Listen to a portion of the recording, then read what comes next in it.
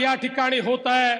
नाही ना, जे मुंबईपेक्षा 3 पट मोठी मुंबई ज्या ठिकाणी होणार आहे, अशा प्रकारचं आमचं या ठिकाणी अटल सेतू आणि नवीन एअरपोर्टच्या मधला जो भाग आहे त्याची देखील सुरुवात आज या ठिकाणी होते आहे आणि ठाणे महानगरपालिकेच्या मुख्यालयाचे भूमिपूजन होत आहे।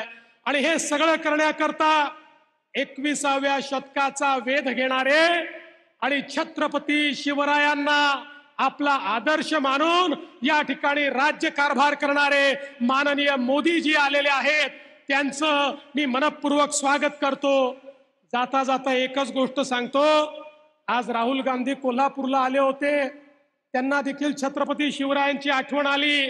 मी त्यांना एवढंच सांगू इच्छितो, राहुल गांधीजी छत्रपती शिवरायांवर बोलायचं असेल तर पहिल्यांदा पंडित जवाहरलाल नेहरूंनी छत्रपती शिवरायांचा अपमान करणारं पुस्तक लिहिलंय। त्या पुस्तकाबद्दल तमाम शिवप्रेमींची माफी मागा आणि त्यानंतर छत्रपती शिवरायांवर बोलायचा अधिकार तुम्हाला आहे।